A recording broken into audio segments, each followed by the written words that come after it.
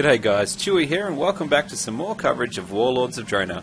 And more importantly, welcome to 6.1. So we're starting to do some videos of an update, I guess, of the latest patch, and we're going to be going through some of the characters I do play in Arena and touching on some of the general changes to the talents and more specifically to the characters as well. We'll chat about some different buffs and what's basically happened. So I thought we'd kick this off with the Mage. So first things first, some general changes with the Mage.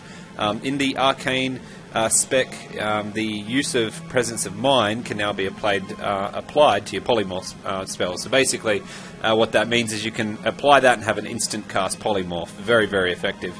As for the Fire talent tree, the actual skill of Frostfire Bolt is actually being replaced just for Fire Mages with Fireball. So Fireball now replaces that spell. There is no more Frostfire spell as the Mage. Some other talent changes in Frost include Deep Freeze.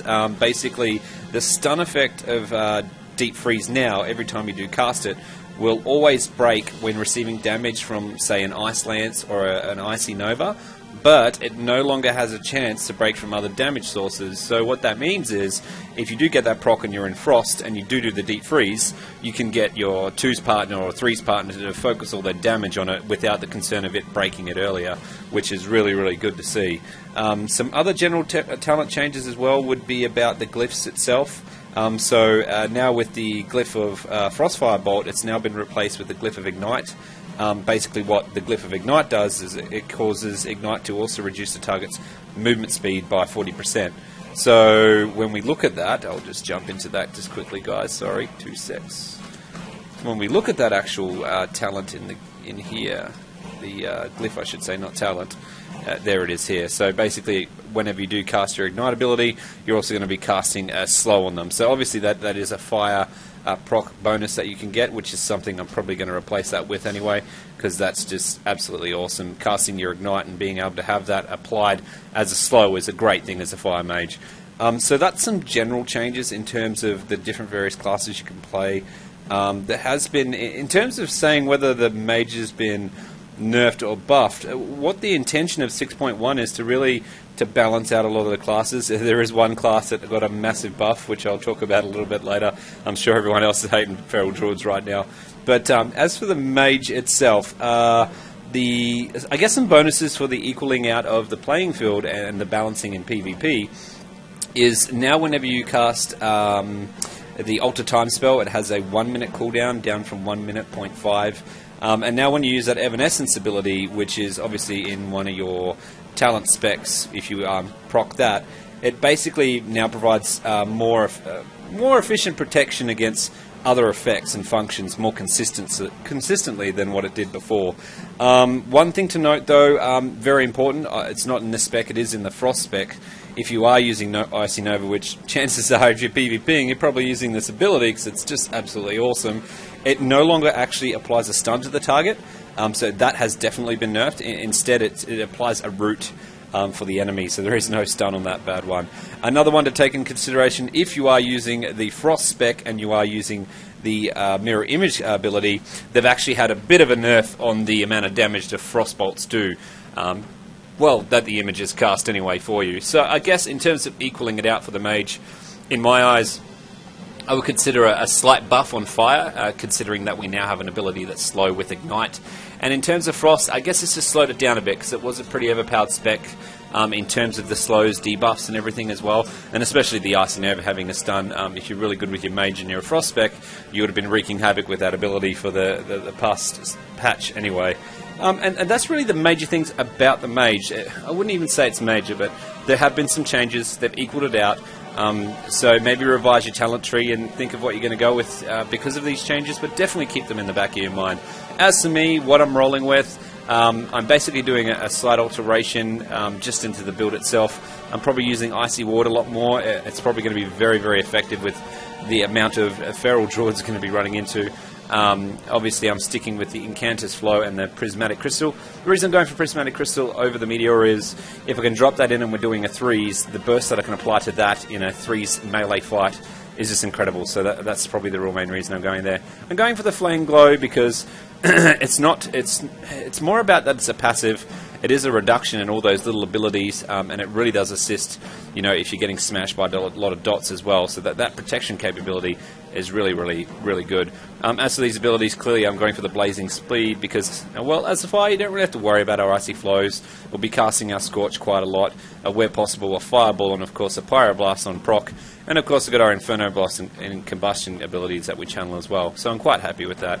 As for the glyphs, you saw my little change there, so I am going for the Ignite.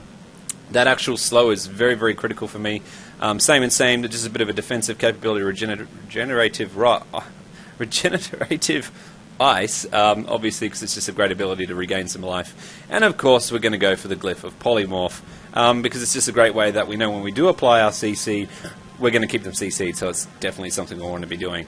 As for that, that's pretty much what I'm rolling with the glyphs for the Fire Mage. The talents, no significant change here, rolling with those abilities. One thing I did fail to mention, there has been an improvement in terms of how our procs work for our T17 set, but I think that is for a PvE ability, so it's not really a PvP increase, but there is an increase there for PvE component worth of stuff. Other than that, guys, look, that's some major changes on the Mage that's happened since 6.1. Please alter your skills how you like to play, but as always, let's jump into a quick threes match and throw in the Fire Mage and see what we can do with this Ignite buff and see how it really assists with the battlefield. But more importantly, let's see how many of those feral druids will be out there in this arena. Thanks for watching the introduction to the quick changes on the Mage. Let's jump into some arena action.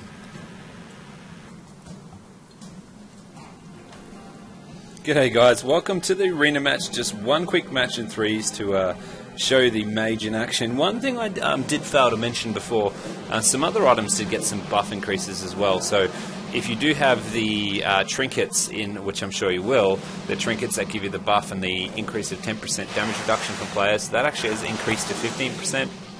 Very, very awesome increase on that item. So I did fail to mention that before in the stat video, so probably a bit of a crucial one. And as for the match that we're doing, we've got a little comp here.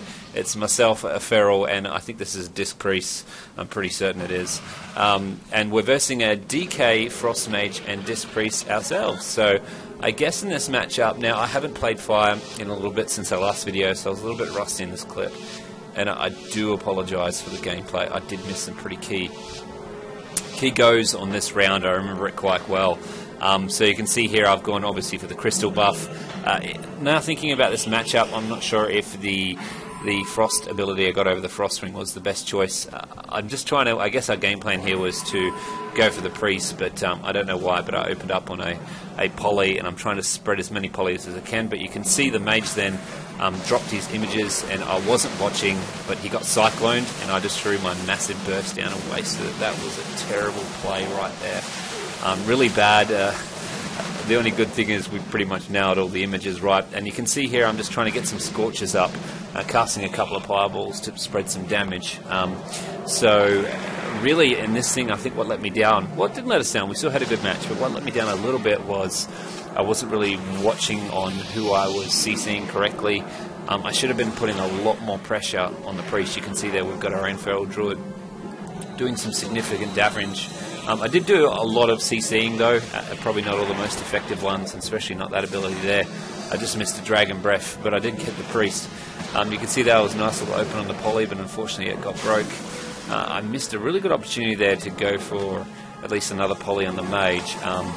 So probably not the best round, and obviously now that I've got that ability there, it's not really as effective when you're only versing one melee, and they're all training, pretty much training our Priest. So you can see here I tried to pop into a little bit more closer distance to put some harass down on that priest. Every now and then I did pop out to get in a good location for a CC here, but I just felt like I was playing really bad and rusty.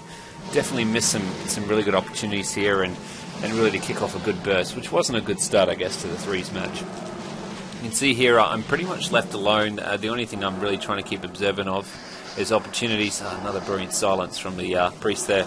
Looking for those opportunities to really CC that mage. In hindsight, I think in some of these threes matches, you know, you can really definitely tell when you're not communicating enough. Like if you're not using a communication source like Skype or any of your other narration software packages you can use. You can really feel the difference. Here, I wasn't really keeping enough focus on what my feral druid was trying to do. And we sort of, I guess when you sort of look at it, we sort of all went in different directions for what we were trying to be going for.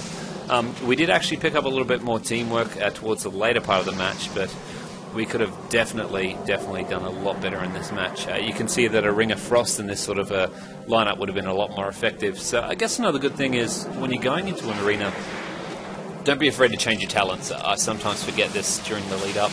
That was a nice crystal. You can see you doing the rotations. Unfortunately, he is Cyclone, so and I just popped a major cooldown. That was stupid.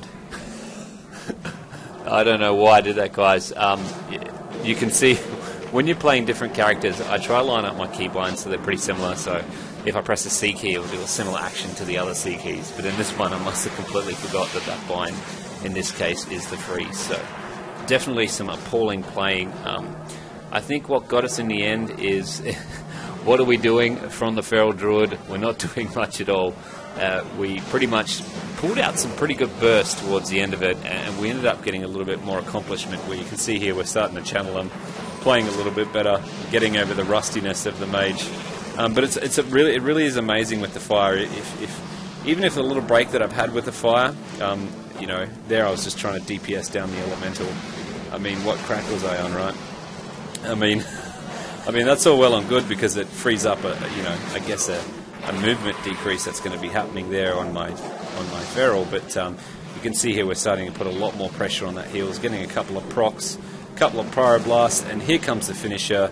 This could have happened a lot sooner than what it did, guys, and I do apologise.